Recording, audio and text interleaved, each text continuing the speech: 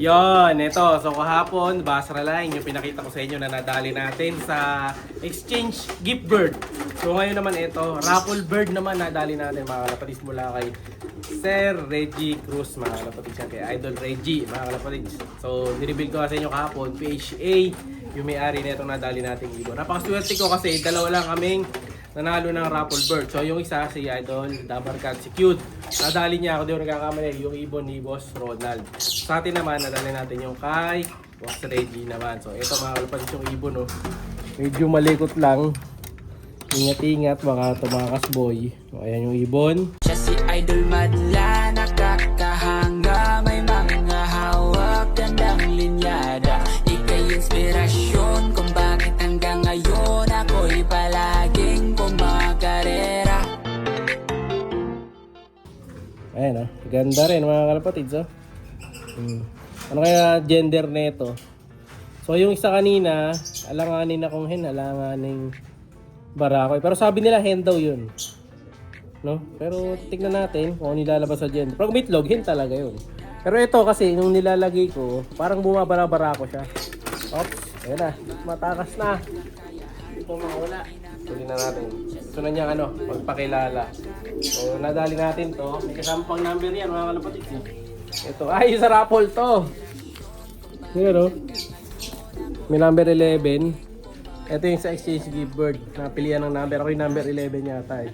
O number 11 yung ibon ko na pinapang gift bird. Yan. So, ilan yung sa atin. Kahit yung basurahan, kalapatids ang gamit natin. Oh. Kaya yung gamit natin feeds. So ito naman yung nadali natin mga kalapatids na PHA bird.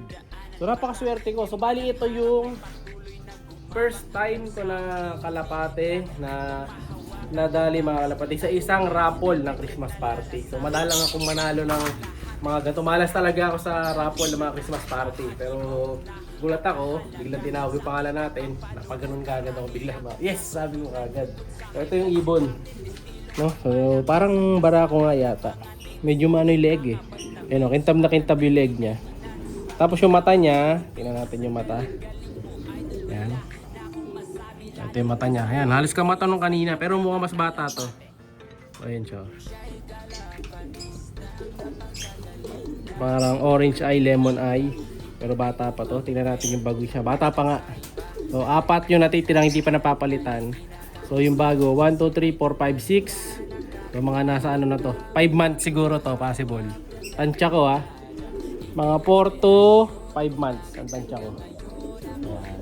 4 to 6, para sure. Ayan, pero iba rin yung bagwis niya mga kalapatids. So, ito ang haba oh. Tapos yung laktaw, kita nyo yung laktaw. Ganda rin. So kung yung Basra long distance, ito long distance din to. Siyempre, ibon ni Idol Ray dito. Ayan oh, haba oh. Ito yung mga bagwis niya oh. Parang bagwis ng Japan. Ayan. So ang pinaka baseline nito, hindi ko lang sure. Kasi hindi natin nakausap kasi Idol Reggie. Ang sabi lang doon sa raffle ay kay Idol Reggie na ibon. So tatanong ko yung complete na line nito, kahit yung tatay sa kananay lang na line, pag na-meet natin siya. Siguro sa expo. Pag nakita ko siya tatanong, sulat na lang natin yung ring number. Pero syempre, napakaswerte ko, nanalo tayo. So yung makadali tayo ng isang PHA bird. Ito legit, PHA bird talaga. So yung ring niya, so kung yung isa parang personalized, ito PHA ring siya. Ayan, original PHA ring to mga kalapatids.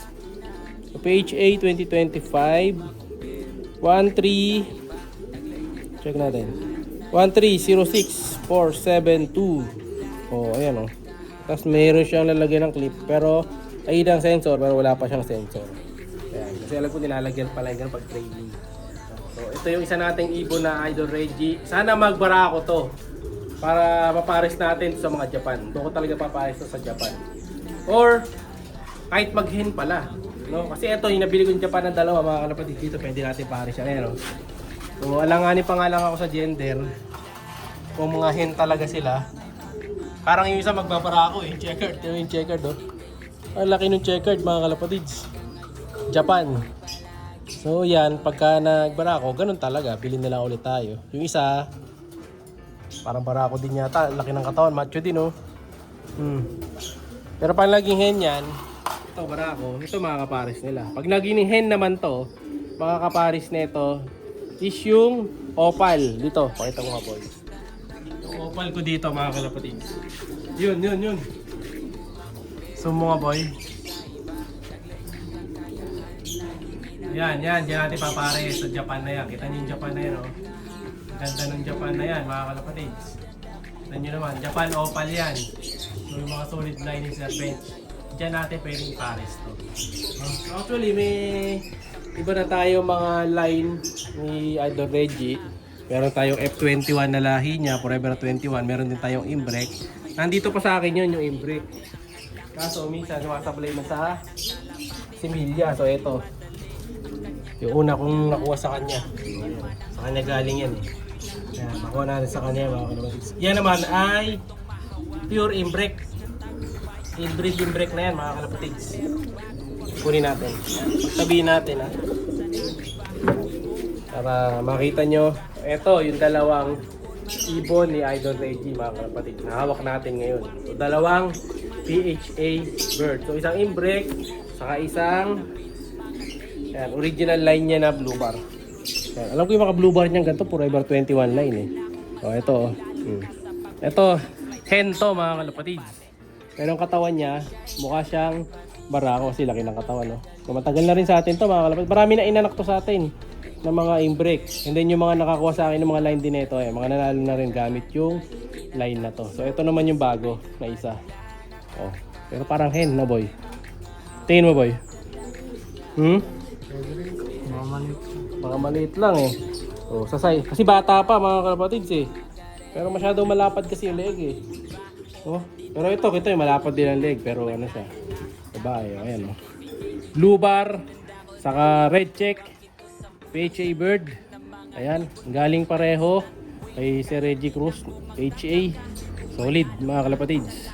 Oh, di ba? So napakaswerte ko noong araw na yon kasi nga dalawa na dali natin, di ba? Sa line na may Reggie Cruz bird pa. No? Kaya swerte. Muli, maraming salamat sa lahat, saka sa mga vlogger na kasalamuhan natin doon, nakasama natin, nakabanding, nakapapicture. Maraming salamat sa inyong lahat. Ayan. See you sa mga susunod pang mga party, saka sa mga events na kalapatids. Siyempre, salamat din kay Boss Ronald. Ayan. Sa pagbigay sa atin ng chance na makapunta doon sa Kalapatids year-end Christmas party. Ayan. Shoutout sa mga tropa natin doon na mga sipunta. Ayan. See you soon. Baka sa expo meron.